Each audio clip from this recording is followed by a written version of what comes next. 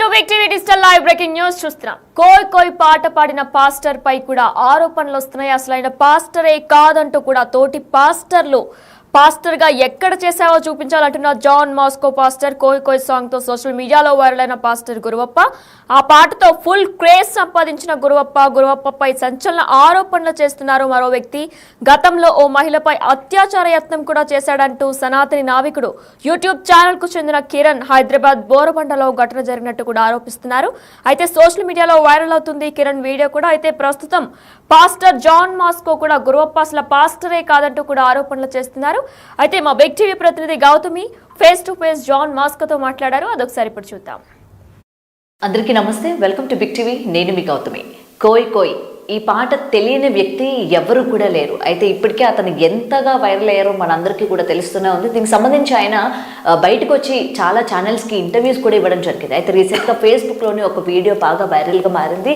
నీల్ అన్న వ్యక్తి అసలు ఈ కోయ్ గురువప్ప అన్న వ్యక్తి అసలు ఫేక్ కామాంధుడు అని చెప్పి కూడా కొన్ని వీడియోస్ రిలీజ్ చేయడం కూడా జరిగింది. అయితే ఇది ఎంతవరకు నిజం? అసలు క్రిస్టియానిటీలోని పాస్టర్స్ అన్న పేర్లు చెప్పుకొని ఈ కోయ్ పాట అంటే ఇది జీసస్ పాట అని చెప్పడం, ఇలా చాలామంది ఈరోజు బయట వచ్చి జీసస్ని ఉద్దేశిస్తూ రకరకాల సినిమా పాటల్ని జీసస్ పాటల్లాగా ఇలాగా నెక్స్ట్ ఏంటంటే మనకి హిందువులకి ఉన్న ప్రతి పాటను కూడా ఇలాగా చేసి చూపిస్తూ ఉన్నారు కదా. అసలు వీళ్ళకి ఏం కావాలి, ఎందుకు ఈ విధంగా చేస్తున్నారు? అండ్ నీల్ రిలీజ్ చేసిన ఈ వీడియోలో ఎంతవరకు నిజం ఉన్నాయి? సో వీటన్నిటి గురించి కూడా తెలుసుకుందాం. మీ వాళ్ళు మనతో పాటు నేషనల్ క్రిస్టియన్ బోర్డ్ జాన్ మాస్కో గారు ఉన్నారు. ఆయనతో మాట్లాడే మరిన్ని విషయాలు తెలుసుకునే ప్రయత్నం చేద్దాం. సార్ నమస్తే. సార్, ఈ కోయ్ అన్న వ్యక్తి పాస్టర్ గురువప్ప ఎవరైతే ఉన్నారో కొన్ని రోజుల నుంచి బాగా వైరల్ అయ్యారనమాట. అసలు పాస్టర్స్లోని ఈయన పాడిన పాట ఏదైతే ఉందో కోయ్ ఇది జీసస్కి సంబంధించింది అని అయితే కొన్ని చర్చిల్లో కూడా ఆయన పాడడం జరిగింది.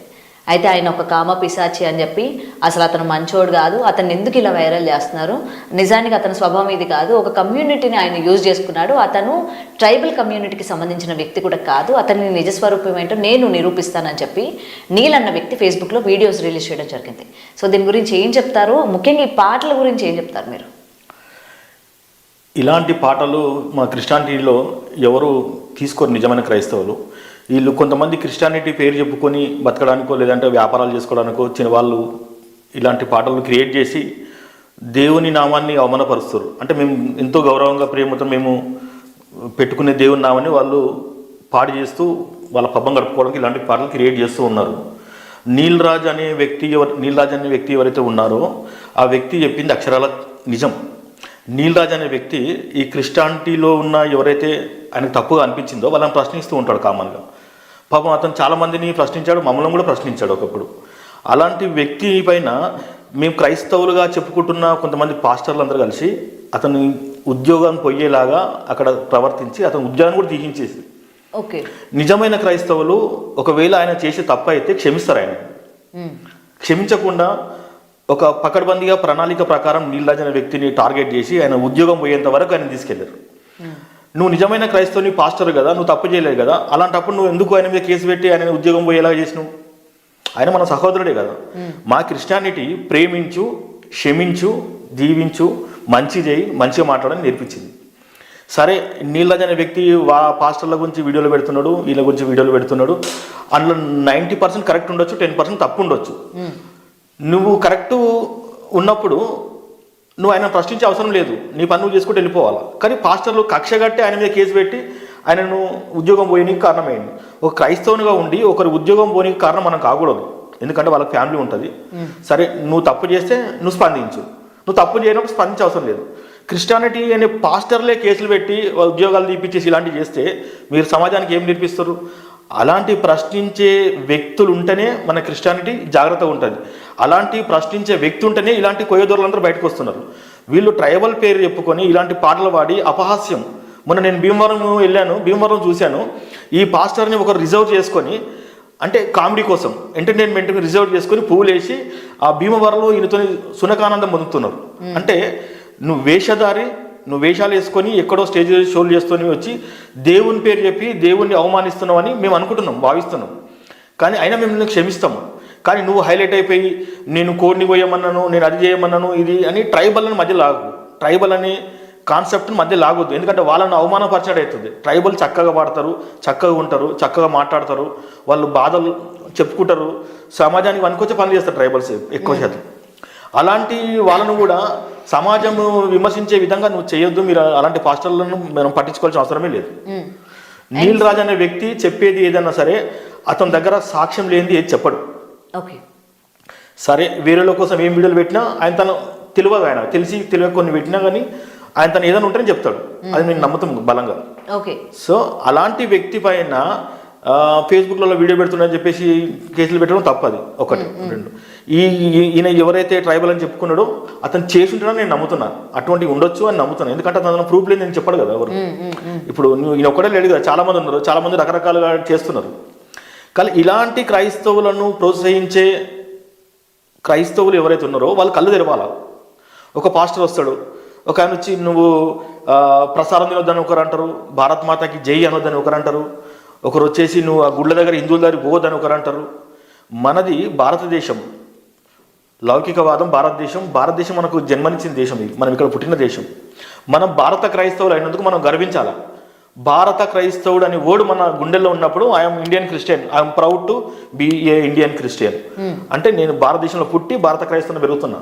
అంటే భారతదేశం నేను బతకడానికి నాకు నీడనిచ్చింది, భారతదేశం నాకు తల్లిలాగా నన్ను కాపాడింది, భారతదేశంలో ఉన్న పౌరులు నాకు అన్ని ఇచ్చారు. నాకు భారతదేశం గౌరవిస్తాను. నేను భారత్ మాతాకి జై అంట. నేను క్రైస్తవుని కాబట్టి నేను భారత్ మాతాకి జై అంట. భారత్ మాతాకి జై అంటే భారత్ మాత నా అమ్మ, భారత్ మాత నా వైఫ్, నా బిడ్డ, నా చెల్లె, నా అక్క. నేను వాళ్ళని గౌరవిస్తూ వాళ్ళు ఈ భూమి మీద పుట్టారు కాబట్టి మాత కాబట్టి నేను వాళ్ళ రకంగా నేను పూజిస్తాను. తప్పలేదు కదమ్మా. ఇలాంటివి ప్రోత్సహించాలి తప్ప దేశం కోసం, జనం కోసం, సమాజం కోసం మనకొచ్చే విషయాలు ప్రోత్సహించాలి. కానీ ఇలాంటి విషయాలు ప్రోత్సహించి మళ్ళీ అలాంటి వ్యక్తిని మీరు మీటింగ్లో పిలిచి మీటింగ్ పెట్టి అదే పాట పాడించి ఎంటర్టైన్మెంట్ చేయించుకుంటూ, అంటే మీరు కొంచెము ఫోకస్ కావడానికి, ఆయనను ఫోకస్ చేయడానికి ఏదో ఒక వార్త జనాల్లో ఉండడానికి ఇలాంటివి చేస్తున్న సేవకులను అని చెప్పుకుంటూ ఎవరు క్షమించరు. ఆయన సేవకుడు అయితే ఎక్కడ బైబుల్ ట్రైనింగ్ చేసిండు, ఆయన ఎక్కడ పట్టా ఉంది. ఆయన ఇందాక మనం మాట్లాడేటప్పుడు కూడా ఆయన చెప్తూ ఉన్నారు, నేను 40 ఏళ్ల నుంచి కూడా చర్చిల్లోని పాటలు పాడడం కానీ దైవంతోనే నేను ఉన్నాను, 40 ఏళ్ల నుంచి ఉన్నాను, మొత్తం కూడా నాకు దేవుడే నడిపిస్తూ ఉన్నాడు. ఇవాళ నా గురించి ఎవరు ఎన్నని చెప్పినా సరే నేను అసలు అవన్నీ కూడా పట్టించుకోను అని చెప్పి కూడా ఆయన చెప్తూ ఉన్నారు. ఏమంటారు సార్ మరి దీనికి? ఆయన 40 ఏళ్ళు అంటే ఆయన పుట్టి ఒక 50 ఏళ్ళు కావచ్చు, 45, 40, 50 లోపు ఉంటాయి.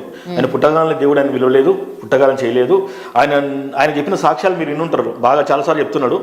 నేను పున్నమి నాగి సినిమా నాదే అని ఒక దాంట్లో చెప్పిండు, ఇంకో సినిమా లారీ డ్రైవర్ సినిమా నాదే అని చెప్పిండు. ఇలా సినిమాల స్టోరీలు చెప్పుకుంటూ చిన్నప్పటి నుండి విషయం పెట్టారు అని కూడా చెప్పారు. క్రైస్తవులకు సినిమాలకు సంబంధమే లేదు. క్రైస్తవులు ఎవడో రాసిన స్టోరీలు తీసుకొని సినిమాలు హీరోలు గారు.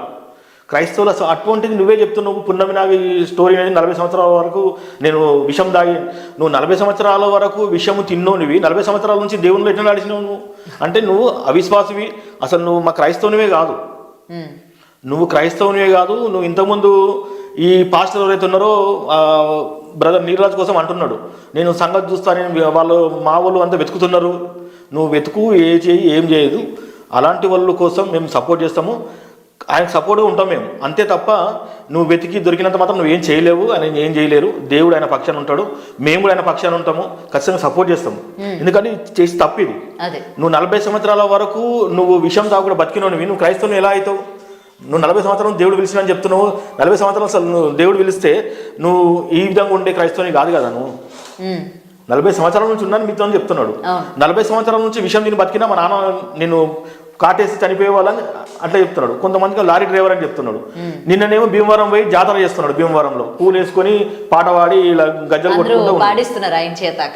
అయితే ఇలా గజ్జలు కట్టుకొని ఇవన్నీ చేస్తోళ్ళు మా ఊర్లలో సంక్రాంతికి కొంతమంది వస్తారు కదా, గంగుని ఎద్దులు తీసుకొని వస్తారు, గంగిరెద్దులు, వాళ్ళు అలా కొట్టేవాళ్ళు. వాళ్ళు అయినా ఆ జాతికి సంబంధించిన కావచ్చు, ఎందుకంటే వాళ్ళు ఇది ఇవన్నీ లేదు. మా క్రిస్టియానిటీలో మంచి స్వరాలు ఉంటాయి, మంచి గొంతుకలు ఉంటాయి, జనాలకు అర్థమై ఉంటుంది. మా దేవునికే మహిమ స్తుతి ఘనత చెందేలా ఉంటాయి పాటలు మాది. అంటే ఎదుటి వాళ్ళని అట్రాక్ట్ చేసే విధంగా ఉంటాయి తప్ప ఎదుటి వాళ్ళని నాశనం చేసే విధంగా ఉంటాయి మా దాని క్రిస్టియానిటీ. మా క్రిస్టియానిటీ ఒకటే నేర్పించింది, ప్రేమించు, క్షమించు, దీవించు, నీతో అయితే మంచి చేయలేదంటే ఊరుకో.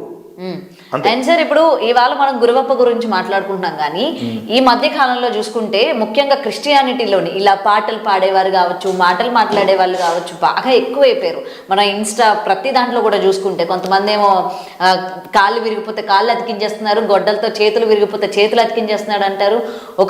ఒక మనిషి అయితే సార్ మీరు నమ్మరు, ఆమె ఇల్లు తుడుస్తామంటే చేతులు నొప్పి వస్తున్నాయంట. ఎందుకు నాకు నొప్పి వస్తుందని అనుకుంటే వెంటనే జీసస్ ప్రత్యక్షమయ్యి, అమ్మ నువ్వు వెనకన అది ఉంది ఆ పట్టుకున్నావు అందుకని నీకు నొప్పి వస్తుంది, నువ్వు చీపురు సరిగ్గా పట్టుకుంటే నీకు ఆ నొప్పి రాదు అని చెప్పాడట. అసలు జీసస్ అన్న వ్యక్తి ఇలాంటి అసలు కనిపిస్తారంటారా? ఇలా మాట్లాడే వాళ్ళకి ఏం చెప్తారండి? జనాలు కూడా అంత గుడ్డిగా మీటింగుల్లో మనం చూసుకుంటే కొన్ని వందల మంది ఎవరు కూడా ప్రశ్నించడానికి కూడా పైకి రావట్లేదు. అమ్మ, మా క్రిస్టియానిటీ ప్రకారం మిరాకిల్స్ ఉన్నాయి, స్వస్థతలు ఉన్నాయి, ఇవన్నీ మేము నమ్ముతాం, 100% నమ్ముతాం. కానీ సోషల్ మీడియాల ద్వారా ఇన్ని సంవత్సరాల తర్వాత మమ్మల్ని ఒక కమ్యూనిటీ ట్రోల్ చేస్తారు. ఓన్లీ మా కమ్యూనిటీనే పట్టుకొని ట్రోల్ చేస్తున్నారు. మీరు ఎప్పుడన్నా గమనిస్తే ఇంతమంది నేను చేస్తారు కదా, ముస్లింలో నా దగ్గర నయంబర్ అంటే చాలా మంది ఉంటారు. వాళ్ళు నెమలికలతో కొట్టేసి పత్రాలు చేస్తారు, దయ్యాలు వదిలేస్తారు. వాళ్ళు ఇంతవరకు ఒక స్టాచ్యూ కానీ దేన్ని కానీ వాళ్ళు చూడరు, దండయ్యారు, అంబేద్కర్కి దండయ్యారు, వాళ్ళకి దండయ్యారు, వీళ్ళకి కొబ్బరికాయ కొట్టరు, ఏం చేయరు.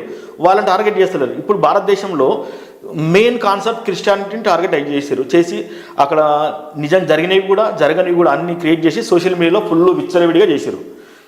ఇదంతా ఒక మతతత్వ పార్టీ క్రియేట్ చేసిన వక్తలు. భారతదేశంలో క్రిస్టియానిటీ పుట్టి దేశం పుట్టకముందు సందే ఉంది. అప్పటి నుంచి ఇటువంటి గొడవలు ఇటువంటి ట్రోలింగ్ ఏం జరగలేదు. అప్పుడు సోషల్ మీడియా లేకుండే. అఫ్కోర్స్ ఇప్పుడు సోషల్ మీడియా వచ్చి కూడా 20 సంవత్సరాలు 10 సంవత్సరాలు అవుతుంది. అప్పటి నుంచి ఏం లేదు. ఈ 2 years నుంచే ఎక్కువ టార్గెట్ చేసి ఒక కమ్యూనిటీని టార్గెట్ చేసి ఆ కమ్యూనిటీ పైన జరుగుతున్న ఎవరైతే మెయిన్ లైన్ పాస్టర్స్ ఉన్నారో వాళ్ళని టార్గెట్ చేసి వాళ్ళు చేస్తున్న మంచి కానీ చెడు కానీ వాటిని టార్గెట్ చేసి సోషల్ మీడియాలో ఒక జోకర్ లాగా ఒక వేస్ట్ లాగా అంటే క్రియేట్ చేస్తున్నారు.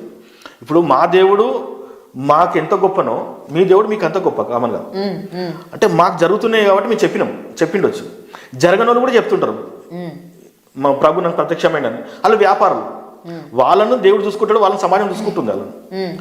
కానీ ఈ జరగకపోయినా దేవుడు అనేవాడు అల్టర్నేట్గా గొప్ప వ్యక్తి. దేవుడు చిల్లర వేషాలు ఇటువంటి చేయొద్దని చెప్తాడు, చేయడు. దేవుడు ముట్టి స్వస్థపరిచిన రోజులు ఉన్నాయి.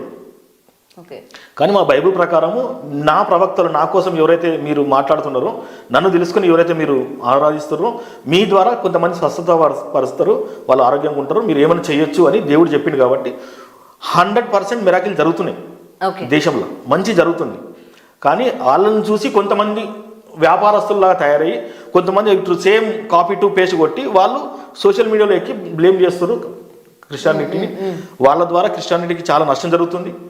సోషల్ మీడియాల వల్ల కూడా చాలా నష్టం జరుగుతుంది క్రిస్టియానిటీ. మమ్మల్ని మీరు నమ్మరు, ఒక కమ్యూనిటీ మొత్తం ఒక పకడ్బందీ ప్రణాళికగా ఆఫీసులు పెట్టుకొని తెరిచి రోజు క్రిస్టియానిటీని తిట్టడము, పాస్టర్లను తిట్టడము, వాళ్ళని వైరల్ చేయడము, చంపేస్తానడము, చెడ్డ మాటలు తిట్టడము, బూత్ మాటలు తిట్టడము సోషల్ మీడియాలో చాలా చేస్తున్నారు. అప్పుడు మేము చాలాసార్లు పోలీస్ స్టేషన్లో అక్కడ కేసు పెట్టినాం, ఎవరు రియాక్ట్ కాలే. అదే ఒక క్రైస్తవుడు ఈ కోయి అని చెప్పేసి క్రైస్తవుల ముసుగులో వచ్చిన ఒక వ్యక్తి చేస్తే ఇన్ని ఛానళ్ళు రియాక్ట్ అయ్యి ఇన్ని ఛానళ్ళు మాట్లాడుతున్నాయి. సో మాకేమనిపిస్తుంది అంటే అసలు మా మీద దాడి జరుగుతుందా, మేము దాడి చేయించుకుంటున్నామా, అసలు మాకే అర్థం కావట్లేదు. క్రిస్టియానిటీ అనేది భారతదేశంలో వచ్చినప్పుడు 1608లో వచ్చింది క్రిస్టియానిటీ. ముస్లిం ఇస్లామిక్ 1763లో వచ్చింది. 1700 అంటే దానికి దీనికి 100 సంవత్సరాల గ్యాప్లో క్రిస్టియానిటీ వచ్చింది. కానీ క్రిస్టియానిటీ ఎక్కువ మెజారిటీ లేదు భారతదేశంలో చూపిస్తారు. ముస్లిం మెజారిటీ ఎక్కువ ఉంది ఇప్పుడు, అంటే మైనారిటీస్లో చెప్తున్నాను. క్రిస్టియానిటీ మెజారిటీ తక్కువ ఉంది. వై అంటే క్రిస్టియానిటీలో అందరిని విభజించారు. వీళ్ళు రోమన్ క్యాథలిక్స్, వీళ్ళు దళిత క్రైస్తవులు, ఇట్లా డిఫరెంట్గా విభజించి వాళ్ళను దూరం చేసారు. వాళ్ళు ఎప్పుడు చూసినా 2% ఉంటారు.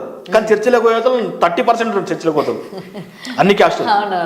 సో దానివల్ల క్రిస్టియానిటీ పెరుగుతుంది అనే భయం ఒకటి ఎగ్జిస్ట్ పార్టీ వాళ్ళకి చెంది ఇప్పుడు కాంగ్రెస్ పార్టీ ఉన్నది. కాంగ్రెస్ పార్టీ ఉన్న రాష్ట్రాలలో క్రైస్తవులు కొంచెం అండదండగా ఉంది, గౌరవంగా ఉంది. ఓకే, కాంగ్రెస్ పార్టీ లేని రాష్ట్రాలలో క్రైస్తవుల మీద మస్తు దాడులు జరిగినాయి, రోజు జరుగుతూనే ఉన్నాయి. ఫర్ ఎగ్జాంపుల్ మణిపూర్ విషయం తీసుకుందాం. మణిపూర్లో చూడమా, మణిపూర్లో ఇప్పటి వరకు 2000 మంది చనిపోయారు అనుకోండి. ఇన్ని దాడులు జరుగుతున్నాయి. ఆడపిల్లలను మొత్తం పాడు చేసి చంపేస్తున్నారు, నరికేస్తున్నారు, చంపేస్తున్నారు. అలాంటి మణిపూర్లో మన దేశం ఉంది. సెంట్రల్ గవర్నమెంట్లో ఉన్న మైనారిటీ కమిషన్ ఏం చర్య తీసుకోలేదు, మానవ హక్కుల కమిషన్ చర్య తీసుకోలేదు, ట్రైబల్ కమిషన్ చర్య తీసుకోలేదు, గవర్నమెంటు చర్య తీసుకోలేదు. ఇన్ని కమిషన్లు ఉండి, ఇంత మిలిటరీ ఉండి, ఇంత ఫోర్స్ ఉండి, ఒక రాష్ట్రం, చిన్న రాష్ట్రంలో ఉన్న ఒక మానవహారాన్ని ఆపలేకపోతారు. ఎంత దుర్మార్గం అమ్మా! బికాస్ కేవలము క్రిస్టియానిటీని టార్గెట్ చేసి చంపుతున్నారు. అసలు యాక్చువల్గా క్రిస్టియానిటీ గొడవనే కాదు, హిందూ ముస్లిం, హిందూ క్రిస్టియన్ గొడవ కాదు అది. అది 3 జాతుల మధ్య గొడవ. కూకీస్, నాగాస్, మేతీస్, ఈ 3 జాతుల మధ్య గొడవ. ఆ గొడవకు కొన్ని కార్పొరేట్ వ్యవస్థలు సహకరించి వాళ్ళని రెచ్చగొట్టి వదిలేస్తామని తెలుసు. సో దీన్ని గవర్నమెంట్ లీడ్ చేసి, దీన్ని పట్టుకొని గవర్నమెంట్ ప్రశాంతంగా దాన్ని నడిపించాలి, దాన్ని క్లోజ్ చేయాలి. ఎందుకంటే వాళ్ళు కూడా మన పౌరులే, వాళ్ళు కూడా ట్యాక్స్ కడుతున్నారు, వాళ్ళు కూడా ఉంటున్నారు, వాళ్ళు కూడా మన తింటున్నారు పండించింది. కాబట్టి ఇలాంటి విషయాలపైన దృష్టి పెడితే సామాజికంగా, సమాజంలో మన ఆడపిల్లలాగా అందరం బాగుంటారు, దేశం మొత్తం బాగుంటుందని మేము అనుకుంటున్నాం. ఇప్పుడు చాలామంది హిందువులు టార్గెట్ చేసి క్రిస్టియన్ తిట్టడమే కాదు, ఆ క్రిస్టియన్ గ్రంథాలలో ఏమున్నాయని మమ్మల్ని తిట్టే కోవలో వాళ్ళు గ్రంథాలు చదువుతారు, మా గ్రంథం చదువుతున్నారు. క్రిస్టియానిటీని తిట్టే కోవలో క్రైస్తవుడు ఇట్లా అని మీ బైబిల్నే ఉందని ఆ బైబిల్ తీసి చదువుతున్నాడు, చదివి మాకు చెప్తున్నాడు, మా బైబిల్ మాకే చెప్తున్నాడు. ఇది కూడా మా విజయమే. కనీసం అట్లన్న మాత్రం శత్రువు దేశంతోనన్నా బైబిల్ చదువుతుండు కదా, అలా జరిగిన మంచి కొంచెం మంది తెలుసుకుంటాడు కదా, ఏం తెలుస్తాడు కదా. అట్టనే క్రైస్తవులు కూడా, మా వాళ్ళు కూడా భగవద్గీత చదువుతున్నారు, అందులో శ్లోకాలు చెప్తున్నారు, అన్ని చెప్తున్నారు, అందరు చదువుతున్నారు, వీళ్ళు చదువుతున్నారు, వాళ్ళు చదువుతున్నారు. భారతదేశంలో క్రైస్తవుల కోసం హిందువులు తెలుసుకుంటారు, హిందువుల కోసం క్రైస్తవులు తెలుసుకుంటారు. వీళ్ళకి ఇద్దరు తెలుసుకోవడం వల్ల వీళ్ళకి ఏం లాభం లేదు, కానీ గ్రంథాలు ప్రచురింపబడుతున్నాయి. అంటే ఆ గ్రంథాలు రెండు అందరూ మనుషులందరూ చదువుతున్నారు, హిందూ, ముస్లిం, క్రిస్టియన్ సంబంధం లేకుండా వివిధ కాన్సెప్ట్లలో, వివిధ వర్షాలలో చదువుతున్నారు, వాళ్ళు చదివి నడిపిస్తున్నారు. అయితే మొన్న ఒక పాస్టర్ గారు అంటారు, మీరు హిందువుల టెంపుల్కి వెళ్ళొద్దు, హిందువుల ఇళ్లలో ఫంక్షన్ అయితే వెళ్ళొద్దు, పూజలకు వెళ్ళొద్దు అని అంటున్నారు. ఇంతకుముందు కూడా మీరు అడిగారు క్వశ్చన్. సో నేనేమంటున్నానంటే, హిందువుల ఇళ్లకు బరాబర్ వెళ్తాం క్రైస్తవులము, హిందువుల ఇళ్లలో తింటాము, హిందువులు మా బంధువులు, మా చట్టాలు, అసలు హిందువులు అంటే మా రక్తం కన్నా ఎక్కువ, స్నేహం కన్నా ఎక్కువ దేవుడిచ్చిన బంధం మాకు. ఇలా హిందువులు క్రైస్తవులు కాదు. దేవుడు ఎప్పుడైనా సరే క్రైస్తవులలో ఎవరైనా సరే మీరు హిందువులను మార్చు, అన్యులు అది అని క్రియేట్ ఎప్పుడు చేయలేదు. హిందువులు మార్చమని, లేకపోతే హిందువులతో మాట్లాడమని. ఈ మధ్య ఇది కూడా కదా సార్, అందరూ కూడా అంటే క్రిస్టియానిటీ మా మతంలోకి మారండి, మీకు డ్రింకింగ్ మానిపిస్తాము, లేకపోతే మీకు ఇంకేదైనా చేపిస్తాము అని చెప్పి మతాన్ని బలవంతంగా మార్చే ప్రయత్నం కూడా చేస్తూ ఉన్నారు కదా. మతాన్ని అనేది ఇక్కడ అయితే లేదమ్మా, మత మార్పిడి అనేది అది ఫేక్, అది న్యూస్, అది ఫేక్ న్యూస్. అది మత మార్పిడి అనేది ఏంటంటే, చిన్న చిన్న గ్రామాలలో ఇప్పటికి కూడా దళితులను గ్రామాల గుడిలోకి రానియరు, ఎస్సీ ఎస్టీ వాళ్ళని గుడిలోకి రానియరు. రానినప్పుడు క్రైస్తవులు భజన చేసుకుంటారు, పక్కన వీళ్ళు పోయి నిలబడతారు, రండి అయ్యా కూర్చోండి అంటారు. అది మత మార్పిడా? మత మార్పిడి కాదు కదా. ఎవరైనా నీ కాలర్ బట్టి రండి రా మా దాంట్లో బలవంతంగా అంటే అది మత మార్పిడి. మా క్రైస్తవులు కూడా చాలామంది, నీవు చర్చి మనం జెన్యూన్ అయినప్పుడు సిటీలలో చర్చిలు నడిపించాలి. ఏదో ఊరు చివరిని ఎక్కడో మూలకెళ్ళి ఈ ఊర్లో పెట్టుకుంటారు చర్చి, ఆ మూల ఎవరు ఉండకుండా ఆయన కొడతారు. అదే నువ్వు సిటీలో ఉండి జనాల్లో ఉండి జనాలతో ఉంటే ఎవరు కొట్టరు. ఇంకోటి ఫ్యాషన్ అయిపోయింది మన క్రైస్తవులకి ఏంటంటే, రోడ్ల మీద తిరుగుకుంటూ పాంపులెంట్ మంచుకుంటూ మా దేవుని నమ్ముకొని అని అనుకుంటూ తన్నులు తిని క్రైస్తవులు చూసినావా మత మార్పిడి చేస్తున్నారని మా అందరు క్రైస్తవుల మీద ఒక బురద చల్లుతున్నారు. ఎందుకంటే నేను కూడా ఎక్స్పీరియన్స్ అయ్యాను సార్. బస్సులో వెళ్తున్నప్పుడు నా పక్కన ఒక ఆవిడ కూర్చుంది, ఆవిడ మేము గొర్రె బిడ్డలము, మా జీసస్ బాగా చూసుకుంటారు, మీరు ఏ కష్టం ఉన్నా సరే వెంటనే అది అయిపోతుంది, సో మారండి, మాది ఒకసారి చదవండి, మా పాంప్లెట్ ఒకసారి చదవండి, కింద నెంబర్ ఉంది, నాకు ఫోన్ చేయండి అని చెప్పి కూడా. అసలు ఈ గొర్రె కాన్సెప్ట్ ఏంటి సార్? అది గొర్రె బిడ్డ అని పేరు పెట్టింది ఒక తోడేలు గొర్రె బిడ్డలని తోడు పెట్టింది. ఎందుకంటే క్రైస్తవులు అమాయకులు కదా, క్రైస్తవులు శాంతిని ఉంటారు కదా, వాళ్ళని లాక్క తినొచ్చు, పీక్క తినొచ్చు, వాళ్ళ వల్ల నా పేరు హైలైట్ కావచ్చు, నేను ఇంకా ఇలా జనాల్లో వెళ్ళిపోతా అని ఒక తోడేలు గొర్రె బిడ్డలని పేరు పెట్టింది. ఆ తోడేలుకి మేము రెస్పాండ్ అవ్వాల్సిన అవసరం లేదు, ఆ తోడేలు కాబట్టి దాని చావు అదే వస్తుంది. క్రైస్తవులు అనేవాళ్ళు మేము సింహంలాగా ఫీల్ అవుతాం. మేము క్రైస్తవులము, మా దేవుడు సింహం అనుకుంటాం, మేము యూదా గోత్ర సింహం అనుకుంటాం మేము, అంటే మా దాంట్లో మా కాన్సెప్ట్ ప్రకారం మేము క్రైస్తవులం కాబట్టి సింహం కాబట్టి సింహంలో ఎప్పుడైనా సరే క్రైస్తవులు ఎప్పుడైనా డీలా పడితే నక్కలు, ఇలాంటి నక్కలన్నీ వచ్చి పీక్కొని తింటాయి. మనం క్రైస్తవులం కాబట్టి చనిపోయేంత వరకు సింహంలాగానే గర్జిస్తూ ఉండాలి, సింహంలాగా మాట్లాడుతూ ఉండాలి. మా దేవుడు నేర్పించింది అది. అంటే నిజాయితీగా ఉండాలి, వేటాడుతూనే ఉండాలి. ఆ స్వరం అనేది గంభీరత్వం మనకు పోవద్దు. మనం ఎప్పుడైతే గంభీరత్వం పోయిందో ఈ రాధా, కృష్ణ, మనోహర్ ఇలాంటి తోడేళ్ళు ఏవైతే వస్తాయో అవి వచ్చి మన మీద పడి పీక తింటాయి, మనం బ్లేమ్ చేస్తాయి. ఇప్పుడు జరుగుతుంది అదే. మనం యూనిటీగా అయినందుకు, మనం అనవసరంగా ఎవరిని వార్తలను క్షమిస్తున్నందుకు ఇలాంటి తోడేలు వచ్చి మన మీద పడుతున్నాయి. మనం స్పందించాలి. నువ్వు బుచ్చగాడివా? మా దేవుని నమ్ముకోవడం ఆడుకోవడానికి, పాపులెంట్లు పడకడానికి నువ్వు బుచ్చగాడివా? లేదంటే నువ్వేమన్నా మార్కెటింగ్ ఏజెంట్వా? నువ్వు మార్కెటింగ్ ఏజెంటు కాదు, నువ్వు బిచ్చగాడి కాదు. మనం దేవుడిని నమ్ముకొని ఆడుకోనికి మనం బిచ్చగలం కాదు. నిజంగా మన దేవుడు గొప్పోడైతే మన దగ్గరికి అందరు వస్తారు, అందరూ మన దగ్గరికి వస్తారు, మన గుడికి వస్తారు, నమ్ముకుంటారు, మనకు కావాల్సిన అన్నీ చేస్తారు. మనం వెళ్ళి రోడ్ల మీదకి వెళ్ళి వాళ్ళతో పాంప్లెట్లు వచ్చి వాళ్ళతో తన్నులు తిని మొత్తం భారతదేశం మొత్తం క్రైస్తవులందరూ మతమార్పు చేస్తారు, ఇది చూడండి బుక్కులు పట్టుకొని అని చెప్పేసి తన్నులు తిని మీ ఒక్కరి వల్ల అందరూ క్లోజ్ అవుతున్నారు. మనం అటువంటి పరిచర్య మనం మానుకోవాలి. మన చర్చికి మన సంఘాన్ని పిలిపించాలి. మన సంఘంలో కూర్చొని మనం మాట్లాడితే వాళ్ళే మనకు నిజంగా మన దేవుడు ఉన్నాడు నమ్ముకొని వస్తున్నారని అర్థం. ఇంకొకటి సార్, ఇప్పుడు రీసెంట్గా అందరూ కూడా హిందువులు ఏదైతే చేస్తూ ఉంటారో హిందూ సాంప్రదాయాలు అవన్నీ కూడా క్రిస్టియానిటీలో కూడా తీసుకొచ్చారు. మాలలు వేసుకోవడం ఇక్కడ సాంప్రదాయం హిందువుల్లో, అయ్యప్ప మాల, శివుని మాల, అది జీసస్ మాల అని చెప్పి కూడా కొత్తగా స్టార్ట్ చేశారు. రథయాత్ర మాకు ఎలా అయితే ఉంటుందో మీరు జీసస్ యాత్ర అని స్టార్ట్ చేశారు. అసలు ఇలాంటి వాళ్ళందరూ ఇప్పుడు ఈ కోయి దగ్గర నుంచి అండ్ ఇట్లా పాటలు పాడే వాళ్ళు మీ యొక్క రిలీజన్ ఈ విధంగా చేస్తున్న వాళ్ళందరి గురించి ఏం చెప్తారు సార్? ఇవన్నీ కూడా ఆపడానికి మీరు ఏమైనా ప్రయత్నం చేశారా లేకపోతే చేయబోతున్నారా? ఈ రథయాత్ర జీసస్ మాల అనేది రోమన్ క్యాథలిక్ సంబంధించిన విషయం. అది మా దేశానికి కానీ మా క్రైస్తవులకు కానీ సంబంధం లేని విషయం. అయితే ఇక్కడ సౌత్ ఇండియాలో ఇది తమిళనాడు అటు సైడ్ ఉన్న కల్చర్, ఇక్కడ ఉన్న కల్చర్ కాదు. మన తెలుగు రాష్ట్రాల్లో కానీ ఇక్కడ కానీ ఇటువంటి కల్చర్ లేదు. కానీ అటువంటి వీడియోలు కూడా తీసుకొచ్చి పెడుతున్నారు కొంతమంది వాంటెడ్లీ పాస్టర్ల వేషాలు వేసుకొని పాస్టర్లను బ్లేమ్ చేయడానికి చర్చిలలో పోయి చిన్న చిన్న వీడియోలు చేసి అవి పోస్ట్ చేస్తున్నారు. జస్ట్ ఒక కమ్యూనిటీ బేస్ చేసుకొని అటువంటివి మేము నమ్మం పట్టించుకోము. ఇక్కడ మన భారతదేశంలో మన సౌత్ ఇండియాలో కానీ తెలుగు రాష్ట్రాలలో ఇప్పటివరకు అటువంటి కల్చర్ లేదు. అక్కడ ఉన్న కల్చర్ని మనం మనకు తెలియదు, దాని విషయం మనం మాట్లాడము. జస్ట్ అక్కడ ఉన్న కల్చర్ ఏంటంటే వాళ్ళు మేరీ మాతను పూజిస్తారు, అక్కడ ఉన్న స్వరము వాళ్ళ పూజలు కొడతారు, టెంకాయలు కొడతారు. మేము కొట్టడం ఇక్కడ మేము అంటే మేము ఆచారం ఉంది టెంకాయలు కొట్టడం అక్కడ కొడతారు, వాళ్ళ ఆచారం ఇది, మా ఆచారం కాదు, క్రైస్తవుల ఆచారం కాదు. మా క్రైస్తవుల ఆచారం ఏంటంటే ఇప్పుడు హిందువులు ఉన్నారమ్మా, ఫర్ ఎగ్జాంపుల్ గుడికి టెంకాయలు తీసుకొని వెళ్తారు. హిందువులు టెంకాయలు తీసుకొని వెళ్ళడము అక్కడ కొట్టడము ఎందుకు చేస్తారంటే ఆ టెంకాయలు ఉన్న పవిత్ర జలాలతోని వాళ్ళ దేవుని అభిషేకించుకోవాలని చేస్తారు. మా దేవుని కూడా మేము అభిషేకించుకుంటాం. ఆయన మా దేవుడు అభిషేకం ఎలా చేస్తాడు? మేము మంచిగా నమ్మి మేము జ్ఞానంగా ఉండి 10 మంది పనికొచ్చే విధంగా మేము పనిచేస్తే మా దేవుడు మమ్మల్ని అభిషేకించినట్టు. కానీ ఆయన ఏమో టెంకాయ కొట్టారు, టెంకాయ కొట్టి నీళ్ళతో అభిషేకించిండు. మా దేవుడే రక్తం ఇచ్చి మమ్మల్ని అభిషేకించిండు, ఆయన రక్తంతో మమ్మల్ని అభిషేకించిండు. ఆయన గొప్పనా మేము గొప్పనా? ఆయన మా కోసం ఆయన రక్తాన్ని ఇచ్చి అభిషేకించి మనల్ని కిందికి పోయి బిడ్డ మీరు ఇట్లా బతుకుర్రి, మంచి చేయరి, అందరి రోగులు కానీ ఎవరు కానీ అందరు ప్రేమించుర్రి, మనల్ని తిట్టిన వాళ్ళం కూడా మనల్ని కొట్టిన వాళ్ళం కూడా మనం క్షమిద్దాం అన్న ఒక థాట్ తీసుకొచ్చి ప్రపంచాన్ని కాపాడాలి, శాంతియుతంగా నడిపించాలని. క్రిస్టియానిటీ అంటేనే శాంతిని ప్రకటిస్తుంది, శాంతిని బోధిస్తుంది. ఎవరో మన మీద బురద లేరు, మనం బురద చల్లం వాళ్ళపైన. ఈ కోయి అలాంటి వాళ్ళను మన కమ్యూనిటీ వాళ్ళందరూ వాళ్ళని వ్యతిరేకించాలి కూడా. ఇలాంటి వాళ్ళను చాలామంది సినిమా డ్యాన్సర్లు, సినిమా భాగవతాలు, సినిమాలు చూసి అంటే వీళ్ళు ఆల్రెడీ నామకర్త క్రైస్తవులు, వీళ్ళు ఆల్రెడీ సినిమాలు చూస్తే వీళ్ళకి థాట్ వస్తుంది. వీళ్ళు సినిమాలు చూసి షికార్లు చేసి తాగి తిని. మొన్న ఒక పాస్టర్ ఇంటికి వెళ్ళాను నేను, పాస్టర్ అని చెప్పుకుంటాడు, పాస్టర్ కాదు, నెత్తి మీద స్టార్ ఉంది, నీ ఇంట్లోనేమో బార్ పెట్టిండు క్రిస్టమస్ ఫంక్షన్ అని, నన్ను కూడా పిలిచిండు. నేను తిట్టి వచ్చేసాను అక్కడి నుంచి. అంటే అలాంటి వాళ్ళు ఉన్నారు కాబట్టి మేము బ్లేమ్ అవుతున్నాం. ఇలాంటి వాళ్ళు ఉండడం వల్ల రాధా మనోహర్ దాస్ అంటాడు, కరుణాకర్ సుగ్న అంటాడు, ఇంకా వగేరా చాలా మంది వచ్చి మీరందరూ దొంగలు, మీరు అది మీ గ్రంథం ఇది అని డిబేట్లు పెట్టి, అసలు మన క్రైస్తవులు కూడా రాధా మనోహరో ఎవడో కరుణాకర్ సుగ్నో ఎవడో ఒకడు పిలిచి డెబిట్లు పెడితే మీరు ఎందుకు వెళ్తారు? వన్ ఛానల్ ఎందుకు డెవలప్ చేస్తారు? అసలు మీరు ఛానల్ చూడకుండా, మీరు ఆ డెబిట్లో పోకుండా, మీరు కూర్చోకుండా మీరు వాళ్ళ దగ్గర పోవాల్సిన అవసరం ఏముంది? నువ్వు చెప్పుకోవాల్సిన అవసరం ఏముంది? మనం గొప్ప అయినప్పుడు మనం చెప్పుకోవాల్సిన అవసరం లేదు కదా, మనం ప్రూఫ్ చేసుకోవాల్సిన అవసరమే లేదు. మనం మూర్ఖులతోనే అదొండవాదం చేయొద్దాం. మనం తెలిసి తెలియని వాళ్ళతో అసలే మాట్లాడొద్దు. మనం మాట్లాడదు, సైలెంట్ అయిపోవాలి అంతే. అంటే మా వాళ్ళు మూర్ఖులతో అదొండవాదం చేస్తారు. వాళ్ళు మూర్ఖులు, వాళ్ళకు ఛానల్ ఉంది, రేటింగ్ కోసం చేసుకుంటారు వాళ్ళు. వీళ్ళు వేళ కూర్చొని ఇంకా రేటింగ్ పెరుగుతారు వాళ్ళు.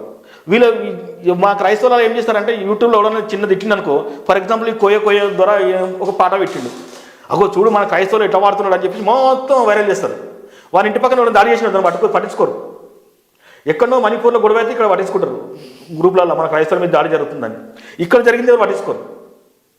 ఇప్పుడు ఈ కోయ అంటే ఆయన దగ్గర మీరు వెళ్ళి అక్కడ డెబిట్లో కూర్చొని చాలామంది పెద్ద పెద్ద పాస్టర్లు ఉన్నారు, డెబిట్లో కూర్చొని కరుణాకర్ సుగ్నతో నీళ్ళ అంటాడు వాళ్ళతో నీళ్ళతో చెప్తుంటారు. మీరు అలాంటి వ్యక్తులను చెప్తేప్పుడు మీరు ఒకసారి మనం తెలుసుకోవాలి, అరే మనోడు ఇట్లా తప్పు చేసిన, మనమే వెళ్ళి అందరం మాట్లాడదాం, అసలు ఏం చేస్తుంది నీ సమస్యని, నువ్వు ఇట్లా చేస్తామని ఈ థాట్ రావాలి. ఎవడో చెప్తే నేను హైలైట్ అయితే ఆడే హైలైట్ అయితే ఛానల్ అని ఫీలింగ్తో వెళ్ళి డెబిట్లో కూర్చుంటారు. డెబిట్లో కూర్చొని ఒక్కరైనా లాభం పొందారా? ఒక్కసారైనా కరుణాకర్ సుగ్న తిట్టకుండా ఉన్నారా? కరుణాకర్ సుగ్న అలాంటి వాళ్ళు మనం ఏం చేయకుండా ఉన్నారా? ఈ రాధా మనోహర్ దాస్ అంటూ తిట్టకుండా ప్రతిరోజు తిడతాడు. ఎందుకంటే వాళ్ళకి అది డబ్బులు అవి. ఆ తిట్టడం వ్యూవర్స్ రావడం వల్ల డబ్బులు వస్తాయి వాళ్ళకు. నీకేమొస్తాయి? నీకేం రాదు కదా, నువ్వు స్పందించాల్సిన అవసరం ఏముంది?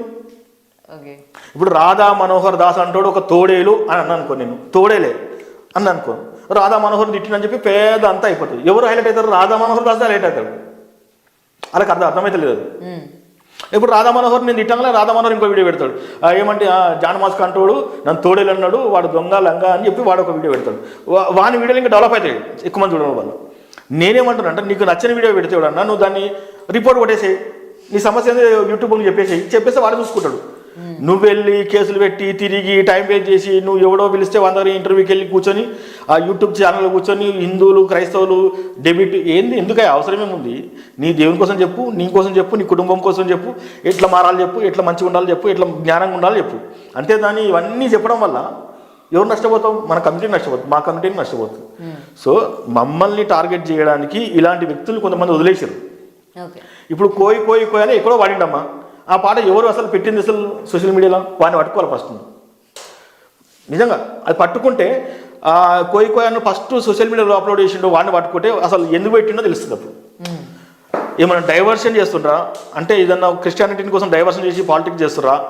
ఇప్పుడు అక్కడ చంద్రబాబు నాయుడు గారు వచ్చారు, ఇక్కడ రేవంత్ రెడ్డి గారు వచ్చారు. ఇక్కడ మన క్రైస్తవులకు రావాల్సిన నిధులు కానీ, జీతాలకు కానీ, పాస్టర్లకు కానీ, క్రిస్టియన్ భవన్ కోసం కానీ, క్రైస్తవులకు రావాల్సిన సమాధుల స్థలాల కోసం, వీటి కోసం మాట్లాడండి, చాలా బాగుంటుంది. మా హక్కులు మాకు రావాలని ఆయన అని చెప్పి మాట్లాడండి. గవర్నమెంట్ తనకు కొట్లాడి 10 మంది వెళ్తే కంపల్సరీ గవర్నమెంట్ ఇస్తుంది. నువ్వు గవర్నమెంట్ అడగవు, నువ్వు రోజు ఒక మీటింగ్ పోతావు, 1000-200 జోలు వేసుకుంటావు, వాంతో మాట్లాడతావు, వీంతో మాట్లాడతావు. అనవసర విషయాలు ఈ పాస్టర్లు అందరూ చేస్తున్నారు. నేను ఇప్పటి వరకు గమనించిన 20,000 మంది పాస్టర్లతో తిరిగాను. నేను 20,000 మంది పాస్టర్లో పెడితే పెళ్లి కొడతారు, లేదంటే చావు కొడతారు. ఇండిపెండెంట్ నేను చూసినా. నేను చాలా మంది పాస్టర్లు మనం ఇష్టం అనుకో తీసుకుంటూ ఉంటారు. అదే మన చెడు ఏమో వచ్చిందనుకో ఒక్క పాస్టర్ బయటకు వచ్చి మాట్లాడాడు, వాళ్ళకి అనవసరం. ఎందుకంటే మేము దైవజనులు. కానీ అదే దైవజనులు పోయి మళ్ళీ కరుణాకర్ సుబ్రహ్మణ్యం కూర్చొని మీటింగ్ పెడతారు. అప్పుడు అవసరం అవుతుంది. ఇప్పుడు నీళ్ళరాజు అనే వ్యక్తి ఉన్నాడు, ఆయన కొంతమంది పాస్టర్ మీద వీడియో పెట్టిండు. ఆ పాస్టర్ మీద వీడియో పెట్టినప్పుడు నీళ్ళరాజుకు ఎగ్నిస్ట్గా చాలా మంది కామెంట్ పెట్టారు, మంచి కూడా పెట్టారు. నీళ్ళరాజు అనే వ్యక్తి నా మీద ఒక వీడియో పెట్టిండు. సరే ఎప్పుడుదో కేసులు తీసుకొచ్చి అది పెట్టి ఒక వీడియో పెట్టిండు. ఆయనకు ఎగ్నిస్ట్గా మాట్లాడుతూ ఉన్నారు, నెగిటివ్ మాట్లాడుతూ ఉన్నారు. ఇప్పుడు నువ్వు అది జరిగిపోయింది దానికి పట్టించుకునే అవసరం లేదు. కానీ క్రిస్టియానిటీ ఏం చెప్తుందంటే, నేను తెలుసుకున్నప్పటి నుంచి క్రిస్టియానిటీ నాకు తెలివి వచ్చినప్పటి సంది, నేను ఈ క్రిస్టియానిటీలో తిరుగుతున్నప్పటి సంది ఒకటే తెలుసు నాకు, మన సహోదరుడు తప్పు అనిపిస్తే నీకు ఆయనకు క్షమించు. నేను నీళ్ళరాజు అనే సహోదరుని క్షమించాలి మనం. కానీ అతని కుటుంబం మీద ఎఫెక్ట్ పడేలాగా కేసులు పెట్టి ఆయన ఉద్యోగం తీపిచ్చారు, సస్పెండ్ చేయించారు. మేము కూడా తొందరలో వెళ్తాం అక్కడికి. ఆయన ఉద్యోగం మళ్ళీ తిరిగి వచ్చేలా దాన్ని గురించి కూడా ఏమైనా కనుక్కునే ప్రయత్నం చేస్తారా సార్? ఎవరు తను కోయదర కోసం బాగా నేను తెలుగు రాష్ట్రాల్లో ఉన్న క్రైస్తవులందరికీ చెప్తున్నాను, ఈ కోయ పాట పాడిన పాస్టర్ విషయంలో, పాస్టర్ కాదు అతని విషయం మీరు మాట్లాడి మీరు ఆయన షేర్ చేసి ఎక్స్పోజ్ చేసి ఇంకా ఎక్కువ నాశనం చేయకండి. ఆయన బతకనివ్వండి, మనం క్షమిద్దాం ఆయనని. ఆయన ఏం చేస్తాడో చేసుకొనియండి. కానీ ఆయన మాత్రము దేవుని బిడ్డ అని చెప్పుకోవడానికి వీలు లేదు. ఆయన ఒకవేళ చెప్పుకొని ముందుకు వస్తే ఏ పాస్టర్ దగ్గర బైబిల్ ట్రైనింగ్ చేసిండు, అసలు ఎక్కడెక్కడ ఉన్నాడు, ఇవన్నీ నేను తీసి పెడతాను. నేను ఆయన ఏ పాస్టర్ దగ్గర బైబిల్ ట్రైనింగ్ చేయలేదు, ఏ సర్టిఫికేట్ లేదు, ఏ థియాలజీ సర్టిఫికేట్ లేదు. ఆయన పాస్టర్ అవుతాడు. రిజిస్టర్డ్ పాస్టర్ అయితే ఆయన మ్యారేజ్ చేయొచ్చు, ఏమైనా చేయొచ్చు. రిజిస్టర్డ్ పాస్టర్ కాదు, పాస్టర్ అని పేరు చెప్తున్నాడు. ఇప్పుడు హైదరాబాద్ సిటీలో కూడా ఒక స్కామ్ నడుస్తుంది పెద్దది, మీకు చాలా ఇంపార్టెంట్ చెప్తున్నాను. నేను బిగ్ న్యూస్ వాళ్ళకి చెప్తున్నాను. తెలుగు రాష్ట్రాలలో 5,000కు 10,000కు బాప్టిజం సర్టిఫికేట్లు అమ్మి ఎవరి పడితే వాళ్ళని పాస్టర్లుగా ప్రమోట్ చేస్తున్న ఒక ముఠా తిరుగుతుంది. ఆ ముఠా నుంచి ఇప్పటి వరకు 10,000 మంది తయారయ్యారు పాస్టర్లు అని చెప్పుకొని. వాళ్ళకు దేవుని కోసం తెలియదు, చదువు తెలియదు, బైబుల్ తెలియదు, ఏం తెలియదు. సర్టిఫికేట్ 5,000 10,000 కొనుక్కుంటారు, వాళ్ళతోని వచ్చి పాస్టర్లాగా చెలమనయ్యి మా క్రిస్టియానిటీని ఇట్లా అన్యాయంగా మాట్లాడుతుంటారు. అంటే వాళ్ళకి అవగాహన లేక క్రిస్టియానిటీ ఏదో ఒకటి మన సర్టిఫికేట్ ఇచ్చింది కదా మనం పాస్టర్ అని. అందుకే అక్కడ చంద్రబాబు నాయుడు గారు ఫేక్ పాస్టర్లు అన్ని జీతాలు తీసేసారు అక్కడికి నుంచి. ఇక్కడ రేవంత్ రెడ్డి గారు కూడా చేస్తున్న క్రైస్తవులను చేయాలంటే ఒక యూనిటీ ఉండాలి. ఇక్కడ ఉన్న మా తెలంగాణ పాస్టర్లు ఏంటంటే, రేవంత్ రెడ్డి పిలిచిననుకో చేసిననుకో, అబ్బా రేవంత్ రెడ్డి చాలా మంచోడ్రా, ఆ ఫోటోలకే అంకితం అవుతారు. పని కోసం కాదు, కమ్యూనిటీ కోసం పనిచేయాలని కాదు. ఇంతకుముందు టీఆర్ఎస్లు ఉన్నారు ఈ పాస్టర్లు, ఒకేసారి కాంగ్రెస్కి వచ్చేసారు. మళ్ళీ కాంగ్రెస్ వెళ్ళిపోయింది అనుకో మళ్ళీ టీఆర్ఎస్కి వెళ్ళిపోతారు. వీళ్ళు ఫోటోలు, వాళ్ళ పనులు గొప్పతనం కోసం పనిచేస్తారు తప్ప కమ్యూనిటీ డెవలప్మెంట్ కోసం పనిచేయట్లేదు. కమ్యూనిటీ డెవలప్మెంట్ కోసం పనిచేయడం స్టార్ట్ చేయండి, మీకు తెలుస్తుంది. రైట్. మీటింగ్ల కోసం వస్తువులు కాదు, మీటింగ్లు పెట్టే విధంగా కాన్సెప్ట్ ఉండాలి. రేవంత్ రెడ్డి గారు వచ్చిన తర్వాత లాల్ బహదూర్ శాస్త్రి 2 మీటింగ్లు అయినాయి. ఏం సాధించారు? మీ తన జనం ముందు చూపించుకున్నారు. ఒక సతీష్ కుమార్ పాస్టర్ గారు ఏమో నా తన ఇంతమంది ఇంకా కోట్ల మంది అని చెప్పుకున్నాడు. ఏం అవసరం నీకు చెప్పుకోవడం? ఆయన తెలుసు గవర్నమెంట్ సీఎం అందరికి ఇంటెలిజెన్స్ రిపోర్ట్ ఉంటుంది, ఎంతమంది క్రైస్తవులు ఎవరు దానికి ఎంత వెళ్తున్నారని. జనాలు చూపించుకొని నీ పబ్బం గడుపుకోవడం కాదు, జనాల కోసం చేయాలని. నిజంగా అంతమంది క్రైస్తవులకు ఉంటే అంతమంది క్రైస్తవులు నువ్వు ఏం చేసావు చూపి, వాళ్ళు నీకు ఏం చేసారో మస్తు తెలుస్తాయి. నువ్వేం చేసినావు అసలు? నువ్వు నీ కమ్యూనిటీకి నీ ఇంటి పక్కన ఉన్నకే నువ్వు సహాయం చేయవు, నువ్వు పక్క వాళ్ళకి ఏం చేస్తావు? మొత్తము తెలుగు రాష్ట్రాలలో కార్పొరేట్ వ్యవస్థ నడుస్తుంది క్రైస్తవులది. టీవీలలో వీడియోలు వేయడము, టీవీలలో బోధ చెప్పడము, డబ్బులు కనెక్షన్ చేసుకోవడము, ఇలాంటివి కాదు. నిజంగా మీరు అలాంటి కార్పొరేట్ పాస్టర్లు ఎవరైతే ఉన్నారో వాళ్ళు తక్షణమే మీకు వచ్చే ఆదాయంలోకి వచ్చి చిన్న పాస్టర్లు ఉన్న ఇండిపెండెంట్ పాస్టర్లు, ఇండిపెండెంట్ సంఘాలను మీరు డెవలప్ చేయండి. మీరు బస్సులు పెట్టి, వ్యాన్లు పెట్టి, అన్ని పెట్టి మీరు తరలించుకుపోయి ఒక తన పెట్టి అందరికీ చెప్పి కూర్చోబెట్టి అందరినీ డబ్బులు వేయండి, మంత్లీ వేయండి, ఇవి కాదు. మీరు కానుకలు తీసుకుంటారా, ఏం తీసుకుంటారో బైబిల్ ప్రకారం తీసుకోండి. మీరు అడగొద్దు. మీరు అడిగిన డబ్బులు, మీ తను వచ్చిన డబ్బులన్నీ ఏడిపోతున్నాయో అవి జనాలు చెప్పాలి, క్రైస్తవులు కూడా చెప్పాలి. వాళ్ళ కోసమే కదా మనం చేస్తున్నది. దేవుడు కూడా వాళ్ళ కోసం చెప్తున్నాడు. కాబట్టి ఇప్పటి వరకు తెలంగాణ గవర్నమెంట్ నిజంగా పనిచేస్తే, గవర్నమెంట్ మా పక్షాన ఉంటే, మాకు కేసీఆర్ గారు వదిలిపెట్టిపోయినా క్రైస్తవ భవన్ తక్షణమే నిర్మించేయాలి. 1. 2, మా ఓట్ బ్యాంక్ ఎందుకు మేము చూపిస్తాము, మాకు సెక్యూరిటీ ఇవ్వాలి, మా మీద దాడి జరగకుండా. సోషల్ మీడియాలో ట్రోల్ చేస్తున్నా ఏ మతం కోసమైనా సరే, అది హిందూ కోసం కానీ, ముస్లిం కోసం కానీ, క్రిస్టియన్ కోసం కానీ, ఎవరైతే ట్రోల్ చేస్తూ సోషల్ మీడియా పబ్బం గడుపుకుంటారో వాళ్ళ సోషల్ మీడియా అవన్నీ తీసేయాలి. ఒక రూల్ అండ్ రెగ్యులేషన్ పెట్టాలి, ఏవి మాట్లాడాలో అది పెట్టాలి. దీనివల్ల కమ్యూనిటీ గొడవలు అవుతున్నాయి, డిస్టర్బ్ అవుతున్నారు, జనాలు చాలామంది ఆత్మహత్యలు చేసుకుంటారు, చాలామంది అనారోగ్యం పాలవుతారు, చాలామంది మెంటల్ టెన్షన్తో చనిపోతారు. సో ఇలాంటివి కాకుండా చూసుకోవాలని నేను తెలంగాణ గవర్నమెంట్ని విజ్ఞప్తి చేస్తున్నా. ఇంకా మీకు ఏమైనా డౌట్ ఉంటే నన్ను అడగొచ్చు, నేను ఎప్పుడే చెప్తా, ఎప్పుడు కట్ చేసి పెట్టుకో. ఏం లేదు సార్, ఎందుకంటే రీసెంట్గా ఇవన్నీ చూస్తూ ఉంటే అంటే ఆ క్రిస్టియానిటీ మీద ఉన్న అంటే నెక్స్ట్ అప్కమింగ్ వాళ్ళు కూడా అమ్మో క్రిస్టియానిటీ అంటే ఇలా ఉంటుందా, ఈ మతంలో ఇలా ఉంటుందా, వీళ్ళు ఇలా చేస్తూ ఉంటారు, పాస్టర్స్ అంటే వీళ్ళ అని చెప్పి ఒకటి మైండ్లో ఉండిపోయింది అనమాట ఈ వీడియోస్ చూసిన తర్వాత. క్రైస్తవులు అందరూ అట్లా లేరమ్మా. క్రైస్తవులు 1%, 2% అట్లున్నారు. క్రైస్తవులు పేరు చెప్పుకుంటూ ఉన్నారు, నిజమైన క్రైస్తవులు ఎవరు అట్లా ఉన్నారు. 1. 2, నువ్వు క్రైస్తవులు ప్రసాదం తింటలేరు, వద్దంటారు, చుట్టాలకు దూరం అవుతారు అంటున్నావు కదా. క్రైస్తవులు, హిందువులు, ముస్లింలని కాదు, ఎవరు పిలిచినా మానవత్వంతో పోవాలి. వాళ్ళు పెట్టింది కంపల్సరీ తినాలన్నా. అది ప్రసారం అయితే తినొద్దు అంటే రూల్ ఏం లేదు కదా, ఇక్కడ రాసలేదమ్మా, తినొచ్చు. ఇప్పుడు ప్రసారం అనేది వాళ్ళు దేవుని దగ్గర పూజ చేసి అభిషేకించింది అలా పెడతారు దేవుని దగ్గర. ఆ దేవుని దగ్గర పెట్టింది నువ్వు తినొద్దు, నువ్వు బయటకు వచ్చి పెట్టింది నువ్వు తినొచ్చు కదా, వాళ్ళతో ఫ్రెండ్లీ ఉండొచ్చు కదా. ఇప్పుడు దేవుని దగ్గర పెట్టింది వాళ్ళు నీకే ఇయ్యరు, దేవునికే పెడతారు, అది దేవుడే తింటారు. అది వాళ్ళకి అంటే వాళ్ళ ఆచార ప్రకారం దేవునికి పెడతారు కాబట్టి దేవుడే తింటారు, మనుషులు తినరు కదా. బయటకు వచ్చేది మనుషులు తింటారు, నువ్వు అది తింటే ఏమవుతుంది, తప్పేం కాదు కదా. అంటే ప్రసాదము అనే పేరు మాత్రము, కానీ వాళ్ళు ఆడబెట్టింది తీసుకొచ్చి నీకు ఇయ్యరు కదా. నీకు ఆడ దేవతల దగ్గర పెట్టింది తినొద్దు అని రాసి ఉందేమో బైబుల్లో, రాసి ఉంది. కానీ వాళ్ళు దేవతల దగ్గర పెట్టరు కదా, మొత్తం కొంచెం పెట్టి మీదంతా మనం తీసుకొస్తారు. అట్లనే ఎవరు హిందువులతోని ముస్లింతో మన క్రైస్తవులను కలిసిమెలిసి సావాసం చేస్తేనే మన గొప్పతనం తెలుస్తుంది, వాళ్ళ గొప్పతనం మనకు తెలుస్తుంది, మన గొప్పతనం వాళ్ళకి తెలుస్తుంది. అందరితో కలిసి ఉండాలా, మనం ఎదగాలంటే అందరూ సపోర్ట్ మనకు ఉండాలి, క్రైస్తవులందరూ. ఇది నా ఆలోచన. Thank you sir.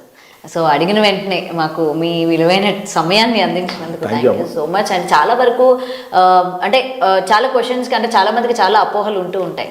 మెయిన్ ఈ ప్రసాదాలు తినకూడదు, బొట్లు పెట్టుకోకూడదు, అండ్ వాళ్ళతో హిందువులతో తిరగకూడదు, గుళ్ళకు వెళ్ళకూడదు అండ్ సంథింగ్ ఇలాంటివన్నీ కూడా ఈరోజు మీరు ఒక క్లారిటీ ఇచ్చారు. నిజమైన క్రిస్టియన్స్లోనే అసలు ఇటువంటి పట్టింపులు ఉండవు, వాళ్ళతో కలిసి ఉండొచ్చు, తినొచ్చు, చెయ్యొచ్చు అని చెప్పడం జరిగింది. వాళ్ళతో మనం ఏకీభవిస్తే మన మాట వాళ్ళు వింటారు. ఇప్పుడు నువ్వు వాళ్ళతో శత్రుత్వం పెట్టుకొని వాళ్ళు అది పెట్టిరు, వాళ్ళు ఇది అన్నారు అంటే వాళ్ళతో మనం గొడవ పెట్టాల్సి వస్తుంది. అంతే కదమ్మా. ఖచ్చితంగా వాళ్ళు మన సోదరులు, మనం ఒకటే దేశంలో ఉంటున్నాం, మనం ఒకే దగ్గర గడ్డ మీద పుట్టినాం, మనం అందరూ కలిసి ఉండాలి తప్ప దేనికోసం దేవుడు కలిసి ఉండాలని చెప్పిండు. ఇప్పుడు క్రిస్టియానిటీలో ఉన్న తెలిసేలా చెప్పు, వాళ్ళతో కలిసి ఉంటూ మాట్లాడు, అంతే కదా. అయితే దేవుడు ఆయన చాలా గొప్ప, దేవుని పేరు చెప్పుకుని ఇసొంటల్లో చేస్తారు. కానీ దేవుడు ఆయన శాంతిని బోధించమన్నాడు, శాంతిని నడిపించమన్నాడు, జనాలకు మంచినే చేయమన్నాడు, చెడు చేయొద్దని చెప్పిండు దేవుడు. అంటే మన ద్వారా జరిగితే మనం శాంతినే ప్రచారం చేద్దాం, శాంతి కోసం మాట్లాడదాం. క్రైస్తవులు ఎవరు ఆవేశపడద్దు. క్రైస్తవులు ఇటువంటి ఫేక్ క్రిస్టియన్స్ వచ్చి పాస్టర్లా చెలామణవుతారంటే కారణం ఒకటే, తెలుగు రాష్ట్రాలల్లో దొంగ ఫేక్ సర్టిఫికెట్లు అమ్ముతున్న యూనివర్సిటీలు తెలిసినవి. వాళ్ళు పాస్టర్గా తయారు కావడానికి 5,000 10,000 సర్టిఫికెట్లు కొనుక్కొని పాస్టర్గా తయారవుతారు. అటువంటి లిస్ట్ నా దగ్గర 2 లక్షల మంది లిస్ట్ ఉంది. మీ బిగ్ టీవీ కావాలంటే ఎప్పుడన్నా ఇస్తాను నేను. అంతా ఫేక్ పాస్టర్లే, ఒక్కరు నిజమైన పాస్టర్ కాదు. 5,000 కొనుక్కున్న సర్టిఫికెట్లే వెళ్తాను. వీళ్ళందరూ ఇంటర్వ్యూ చేస్తే ఎవరు నిజంగా ఉండరు. నిజంగా బైబిల్ తెలుసుకొని బైబిల్ కోసం మాట్లాడి దేవుని కోసం మాట్లాడుతూ అందరితో కలిసిమెలిసి ఉంటారు, శాంతియుతంగా సమాధానంగా ఉంటారు. Right sir.